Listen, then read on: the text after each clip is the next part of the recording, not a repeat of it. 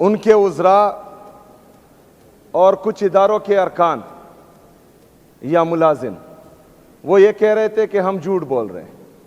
ऐसा कुछ भी नहीं है। लेकिन आज हम देख रहे हैं कि खैबर पख्तूनख्वा में कुछ जगहों पर मिलिट्री ऑपरेशंस के तहत लोगों को बेघर किया जा रहा है, जिसको हम जबरी इनखला कहते हैं। तो अगर उस वक्त जब हम बोल रहे थे कि ये लोग पहाड़ों पर है, अगर उस वक्त ये इक़दामात होते तो वो नीचे नहीं आते। जब नीचे तक आ गए और तब भी हम अमन पासून के जरिए इनको बता रहे थे कि ये पहाड़ों से नीचे आ चुके हैं। अगर उस वक्त भी इक़दामात लिए जाते तो ये हमारे बाज़ारों तक नहीं पहुंचते। जब बाज़ारों तक पहुंचे तब भी हम यही कह रहे थे कि देखो बाज़ारों तक आ गए। अगर उस वक्त इक़दामात लिए जाते तो ये लोग हमारे घरों तक नहीं पहुंचते। लेकिन बदकिस्मती से जब हमारे घरों तक पहुंच गए और बंदूक की नोक पर रात को हमसे खाना खाते थे, तो सुबह ये लोग हमारे घरों तक पहुंच जाते थे कि तुमने खाना क्यों खिलाया। अगर हमारे पख्तून जिनसे बंदूक की नोक पर एक साइड पर जो लोग खाना जबरदस्ती लेते थे, ना खिलाते तो वो मार देते। जब खाना खिलाते थे तो सुबह जो है हमारे आर्म्ड फोर्सेस के, सिक्योरिटी फोर्सेस के लोग पहुंच जाते कि तुमने खाना क्यों खिलाया। नहीं खिलाते तो वो मारते हैं, खिलाते हैं तो ये मारते हैं। हम जाएं कहां। लेकिन बदकिस्मती से हमारी बातों पर गौर नहीं किया गया, सीरियस नहीं लिया गया। हमें झूठा कहा गया, हमें यह कहा गया कि ये प्रोपेगेंडा कर रहे हैं। लेकिन इनको क्या, खून तो मेरे पख्तूनों का गिर रहा है, जो बदकिस्मती से एक माइंड सेट के लिए जो 78 साल से इस मुल्क पर काबिज हैं, उसके लिए मेरे पख्तून का, मेरे कबायली का खून बहुत सस्ता है। वो हमारे खून को खून समझते ही नहीं है। हमारे पख्तूनों, हमारे कबायलों को, खून को ये पानी से भी सस्ता समझते हैं। इसलिए उस वक्त ध्यान नहीं दिया गया। जब 14,000 इंटेलिजेंस बेस्ड ऑपरेशन के बाद, 22 बड़े मिलिट्री ऑपरेशन के बाद यहां पर अमन नहीं आ रहा, तो यह कसूर हमारा नहीं है। यह कसूर सूबाई हुकूमत का नहीं है। यह कसूर सियासी और मजहबी जमातों का नहीं है। यह कसूर पख्तूनों का नहीं है। यह कसूर है बंद कमरों के फैसलों का, जो हमेशा से इस मुल्क पर मुसल्लत होते आ रहे हैं। यहां पर इस छत तले स्पीकर साहब आपकी सरबराही में तमाम सियासी और मजहबी जमातें खैबर पख्तूनख्वा की, हर मकतबा फिक्र के लोग यहां पर बैठे थे। उन्होंने 15 नुकाती एजेंडा फाइनल किया, जिसमें एक नुक्ता यह था कि मिलिट्री ऑपरेशन किसी भी मसले का हल नहीं है। उस पर तमाम सियासी और मजहबी जमातों, तमाम हर मकतबा फिक्र के लोगों के साइन मौजूद हैं। उन्होंने कहा कि मिलिट्री ऑपरेशंस किसी मसले का हल नहीं है। इन्होंने जबरी जो है मेरे तिरा, मेरे आबाई गांव से लोगों का इनखला, जबरी इनखला किया। मतलब हम एक तरफ तमाम सूबे की अवाम कह रहे हैं कि मिलिट्री ऑपरेशन किसी मसले का हल नहीं है, दूसरी तरफ ये जो है लोगों को जबरी इनखला करने पर मजबूर करते हैं। अच्छा, उस वक्त मजबूर करते हैं जब बर्फबारी हो रही है। इस बर्फबारी में मैं चीखता रहा, मैं चिल्लाता रहा कि इस वक्त जहां पर आप मिलिट्री ऑपरेशन करने जा रहे हैं, वहां पर जानवर भी नहीं रह सकते। आपका इरादा दहशतगर्दी या दहशतगर्दों का खात्मा नहीं है। आपका इरादा है सूबाई हुकूमत को या मुझे नीचा दिखाने के लिए। लेकिन एक प्लान ये बनाते हैं और एक प्लान मेरे रब का है, और बेहतरीन प्लान जो है वो मेरे रब का होता है। जनाब स्पीकर, इन्होंने पहले इल्जाम लगाया कि स्मगलर है, फिर इल्जाम लगाया कि दहशतगर्द है। दोनों बयानियों में इनको मुंह की कहानी पड़ी, क्योंकि पूरे पाकिस्तानियों को पता है कि ये झूठ बोल रहे हैं। पूरे पाकिस्तानियों ने इमरान खान साहब की इस सिपाही को जो इज्जत दी वो पूरी दुनिया ने देखी, वो किसी से ढकी छुपी नहीं है। क्यों? क्योंकि आज भी पूरा पाकिस्तान सिर्फ पाकिस्तान का वाहिद लीडर इमरान अहमद खान नियाजी को समझते हैं। अल्हम्दुलिल्लाह। इन्होंने इल्जामात लगाए, इन्होंने मुझे डराने की कोशिश की, मुझे दबाने की कोशिश की, लेकिन अल्हम्दुलिल्लाह जहां पर मैं खड़ा था यहां पर मैं खड़ा हूं और इंशाअल्लाह ताला अपने अवाम के साथ मैं खड़ा रहूंगा। ना मुझे कोई अपने नजरिए से 1 इंच पीछे हटा सकता है, ना ही कोई मेरे अवाम या मेरे सूबे के इंटरेस्ट से 1 कदम भी मुझे पीछे नहीं हटा सकता, और किसी में इतनी जुर्रत नहीं है कि वो मुझे पीछे हटाए। जो मेरा मौकफ था वो मेरा है और इंशाल्लाह ये मौकफ मेरा रहेगा। जनाब स्पीकर, जब दोनों बयानियों में इनको मुंह की कहानी पड़ी तो इन्होंने फैसला किया कि तिरा में मिलिट्री ऑपरेशन होना चाहिए। हालांकि वहां पर बर्फबारी थी, वहां पर जो है इस वक्त कोई जानवर भी नहीं रह सकता, ये मैं बार बार कह रहा हूं, लेकिन उसके बावजूद ये बजिद थे मुझे खराब करने के लिए, क्योंकि इनका इरादा था कि जब लोगों का जबरी इनखला होगा तो लोग जो हैं इसके पीछे या हुकूमत से मुनहरिफ होंगे और वो जो है इनसे नाला हो जाएंगे। लेकिन अल्लाह का प्लान कुछ और था। जब जबरी इनखला हुआ तो मैं तिरा के अवाम के पास गया, तिरा के अवाम ने मुझे प्यार दिया, उन्होंने मुझे इज्जत दी, क्योंकि उनको पता है कि सूबाई हुकूमत नहीं, ये बंद कमरों के फैसले हैं जो हमें जबरी इनखला पर मजबूर कर रहे हैं। उनको पता है कि सूबाई हुकूमत अगर हमें कंपनसेशन की मद में 4 अरब रुपए दे रही है, ये वो यहां पर डेवलपमेंट स्कीम में, अस्पतालों में, यूनिवर्सिटीज में, कॉलेज में, स्कूलों में, रोड्स में भी लगा सकते थे, लेकिन नहीं, क्योंकि बंद कमरों के फैसले जो हैं वो कुछ और चाह रहे हैं। वो खैबर पख्तूनख्वा को लिबार्ट्री बनाना चाह रहे हैं, बल्कि लिबार्ट्री इन्होंने समझ रखी है। एक आता है, एक तजुर्बा करता है, दूसरा आता है, दूसरा तजुर्बा करता है, लेकिन यहां पर पाकिस्तान तहरीक इंसाफ की हुकूमत है, यहां पर इमरान खान साहब की हुकूमत है, यहां पर अल्हम्दुलिल्लाह इस दफा इमरान खान के सिपाही आए हैं, वो बंद कमरों के फैसले भी मुसल्लत नहीं होने देंगे, और अगर कोई बदमाशी से, जोर जबरदस्ती से, डंडे की जोर पर, बंदूक की नोक पर यहां पर मुसल्लत करना चाहेगा तो इंशाअल्लाह ताला हम उनके खिलाफ खड़े होंगे इंशाअल्लाह ताला। जनाब स्पीकर, इस बर्फबारी में, शदीद बर्फबारी में इनसे तो गलती हो गई, लोगों का जबरी इनखला इन्होंने किया, फिर अभी इनको समझ नहीं आ रही थी कि जो चीज, क्योंकि बंद कमरों के फैसले हमेशा इस तरह होते हैं, उससे नुकसान ही होता है, इनका भी नुकसान होता है और कौम का भी नुकसान होता है।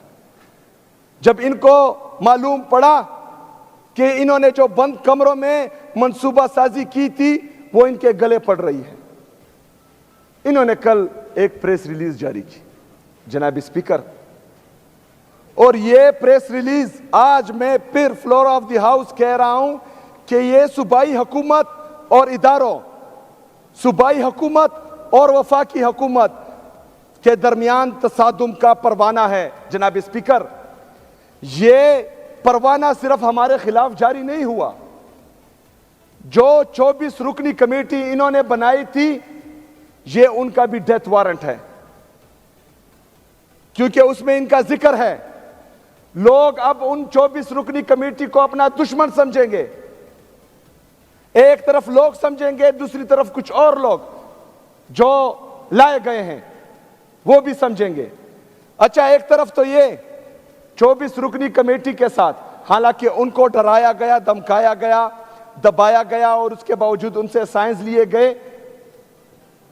अभी जो हैं कुछ दिनों में उनके वीडियोस भी आएंगे, क्योंकि उनको डराया और धमकाया जा रहा है कि सूबाई हुकूमत के खिलाफ आप बयानात दें, लेकिन हम उनको कुली छूट देते हैं, क्योंकि ये जालिम है, कर सकते हैं जुल्म। अगर वो फर्ज करें हमारे खिलाफ बयान देते हैं और इससे इनकी जान छूटती है तो बेशक दे दे, क्योंकि उनको मुसलसल डराया और धमकाया जा रहा है। जनाब स्पीकर, एक तरफ तो उनको मसलों में घेर दिया, उनके डेथ वारंट तकरीबन इन्होंने इशू कर दिए, दूसरी तरफ इनके जो नुमाइंदा है कोर कमांडर पिशावर और आईजीएफसी, उन पर इन्होंने अदम एतमाद का इजहार किया है।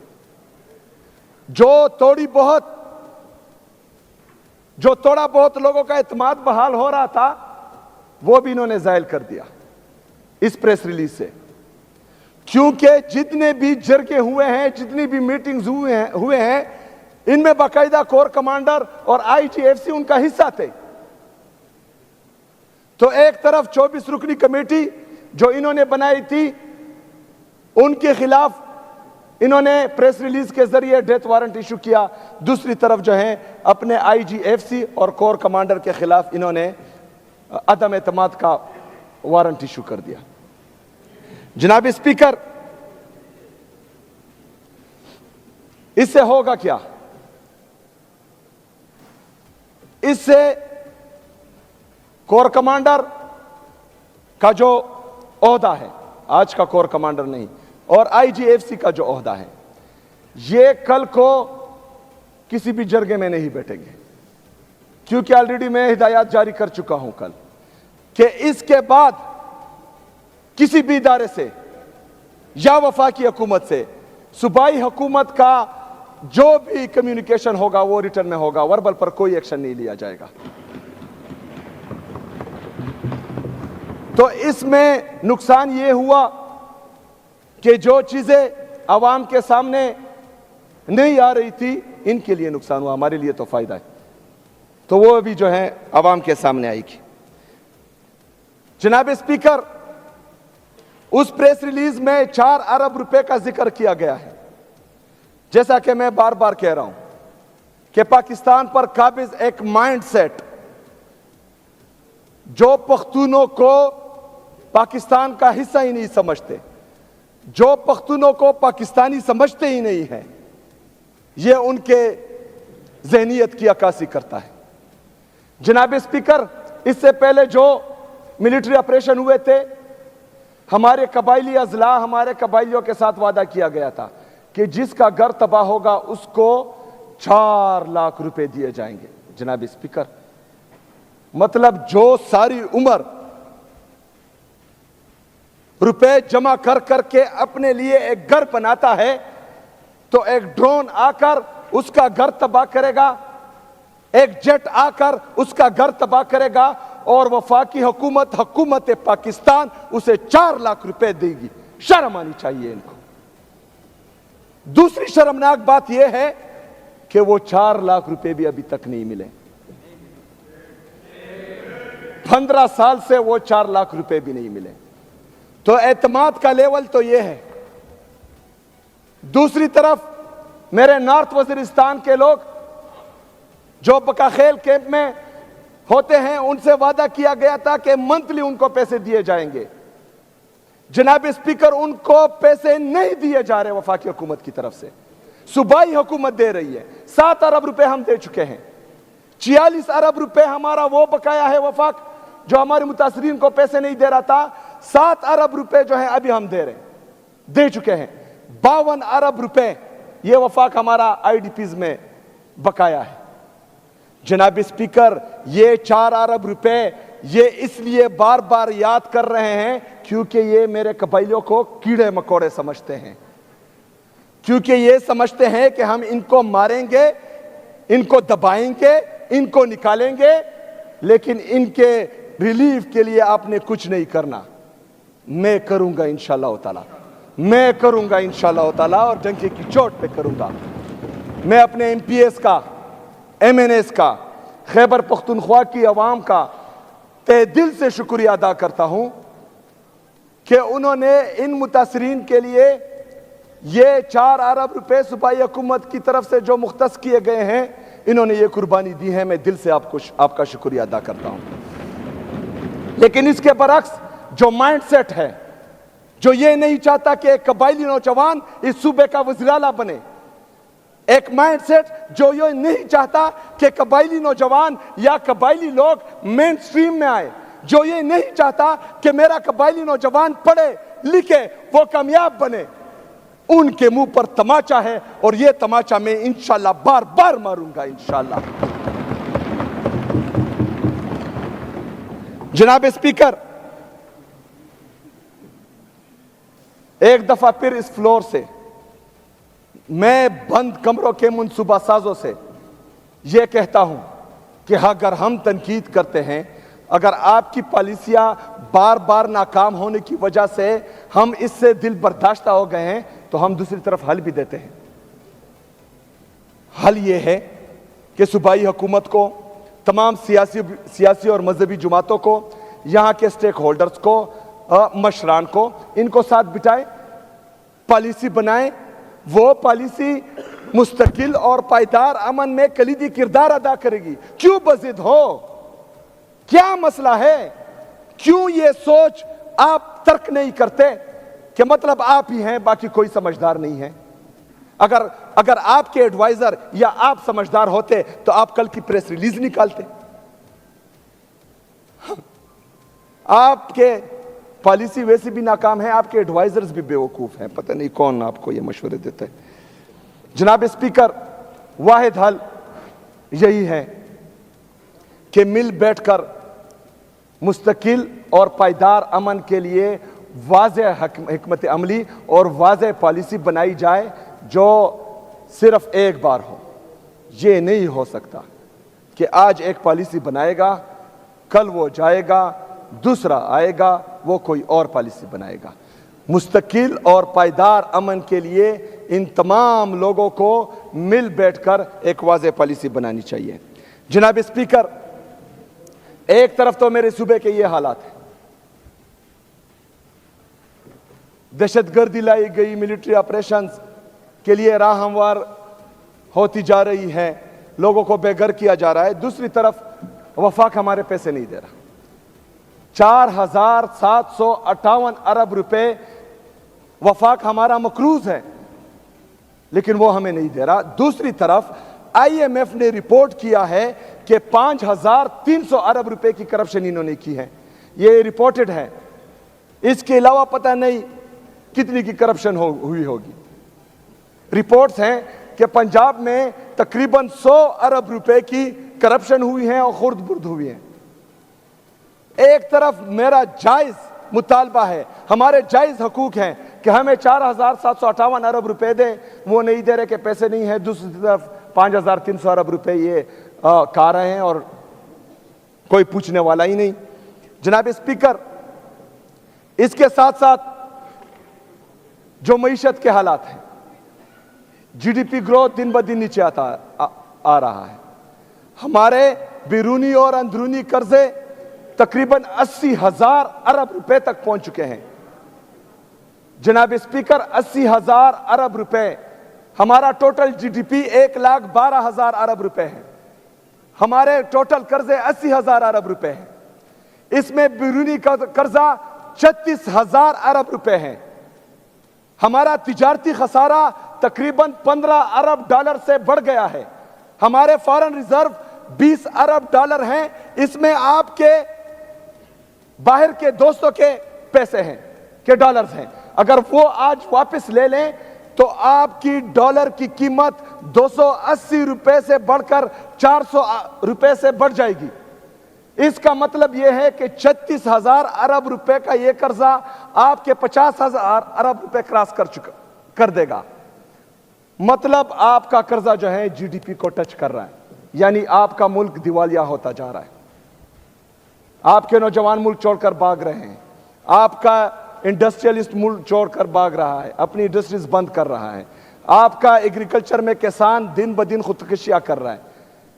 ये सारे मसले पाकिस्तान में ही हैं, लेकिन कुछ लोगों के इंटरेस्ट देखें, सारे इदारे सिर्फ और सिर्फ इमरान खान को नीचा दिखाने के लिए, उसको जो है जेल में बंद रखने के लिए, उनकी अहलिया को जेल में बंद रखने के लिए, उनकी बहनों पर रात के अंधेरे में जहरीला पानी छोड़ दिया जाता है, उनको मारा जाता है, उनको सड़क पर गिराया जाता है। हमारे जो असीरान हैं, जो कोट लखपत जेल में हैं, उनको जो है कैदो बंद की सोबतें बर्दाश्त करनी हो रही हैं। मजीद हमारे सहाफियों पर जो है वो कतगन लगाई जा रही हैं, हमारे वकला को उठाया जा रहा है, अगवा किया जा रहा है, लेकिन हमारे इदारों को पाकिस्तान की कोई फिक्र नहीं। वो बैठे हैं सिर्फ और सिर्फ पाकिस्तान तहरीक इंसाफ और इमरान खान को ख़त्म करने में लगे हुए हैं। दूसरी तरफ पाकिस्तान ही ख़त्म हो रहा है, अल्लाह ना करे कि कभी ख़त्म हो, और इंशाल्लाह होगा भी नहीं जब तक हम जिंदा हैं इंशाल्लाह ताला। जनाब स्पीकर, मैंने कल भी कहा था, मैं आज भी कह रहा हूं कि जो प्रेस रिलीज वफाकी हुकूमत की तरफ से निकला हुआ है, चाहे उसमें कोई दूसरा शामिल हो या ना हो, क्योंकि ये तसादुम का परवाना है। मैं बार बार रिपीट कर रहा हूं। मैं इतवार के दिन अपनी अफरीदी कौम का जरगा इंशाल्लाह बुला रहा हूं। मैं अफरीदी कौम के पास जाऊंगा। इतवार के दिन मैं पख्तून कौम के पास फिर जाऊंगा, तमाम पख्तून कौम को इकट्ठा करूंगा और उसका जरगा बुलाऊंगा इंशाल्लाह ताला, अगर ये नोटिफिकेशन माफी के साथ कल वापस नहीं लिया गया। बहुत शुक्रिया, बहुत मेहरबानी। वमा अलैना इल्लल बलाग।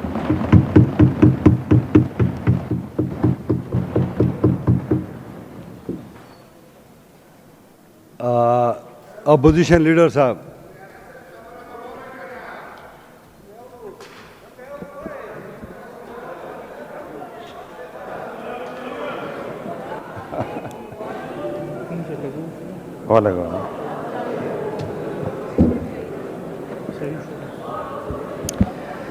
शुक्रिया जनाब स्पीकर। अच्छा होता कि वो सुन भी लेते, मज़ा भी आ जाता।